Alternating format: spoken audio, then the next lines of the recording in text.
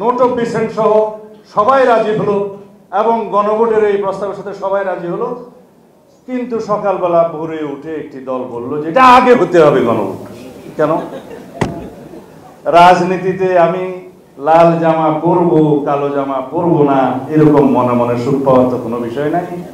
কোনো সময় ঘি দিয়ে তৈলাক্ত করার যে বয়ান দিচ্ছেন এগুলো শোভনীয় নয়।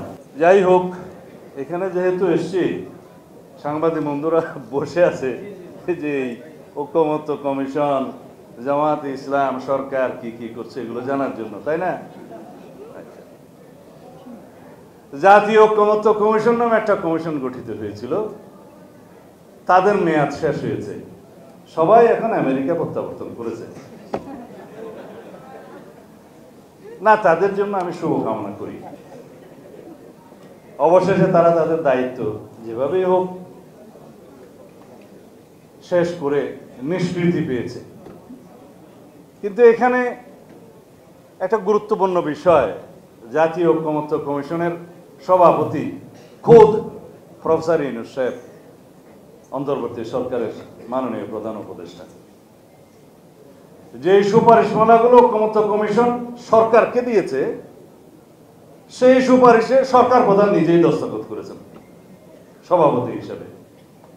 এখানে হচ্ছে ক্ল্যাশ অফ ইন্টারেস্ট, যে বাস্তবায়ন করবেন আপনি আর সুপারিশও করলেন আপনি সভাপতি হিসেবে। তারপরে যদি সেই সুপারিশটা আপনারা দিতেন, যেভাবে জাতীয় ঐকমত্য প্রতিষ্ঠা হয়েছে, জাতীয় ঐকমত্য কমিশনে অবশেষে 8-9 মাস আলোচনার পরে সেইটাই যদি আপনারা রিকমেন্ড করতেন, তাহলে এই ক্ল্যাশ অফ ইন্টারেস্টের প্রশ্ন আমরা তুলতাম না।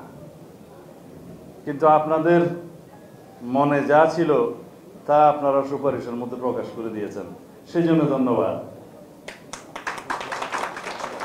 তারা সুপারিশ প্রণয়ন করলেন, তাদের যা যা প্রস্তাব আছে 48টা দফা সংবিধান সংশোধনী সংক্রান্ত, এগুলো সকলগুলো প্রস্তাব গণভোটে দেয়া হবে, আদেশ জারি করা হবে এবং সেই আদেশের বাস্তবায়নের জন্য গণভোট আইন করা হবে ইত্যাদি।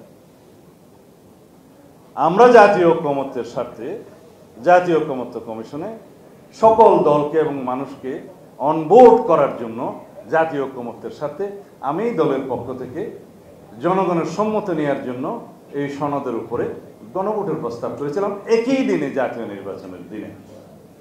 কিন্তু এই গণভোটের কি আসলেই কোনো প্রয়োজন ছিল? এই গণভোটের মধ্য দিয়ে কি আইন প্রণীত হয়ে যাবে? এই গণভোটের মধ্য দিয়ে কি সংবিধান পরিবর্তিত হয়ে যাবে?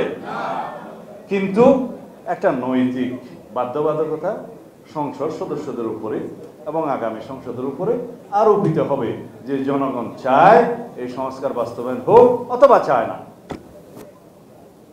কিন্তু এখন ঐকমত্য কমিশনের সবাই সেটা রাজি হলো যে জুলাই জাতীয় সংসদ যেভাবে রচিত হয়েছে, স্বাক্ষরিত হয়েছে, নোট অফ ডিসেন্ট সহ সবাই রাজি হলো এবং গণভোটের এই প্রস্তাবের সাথে সবাই রাজি হলো। কিন্তু সকালবেলা ভোরে উঠে একটি দল বলল যে এটা আগে হতে হবে গণভোট।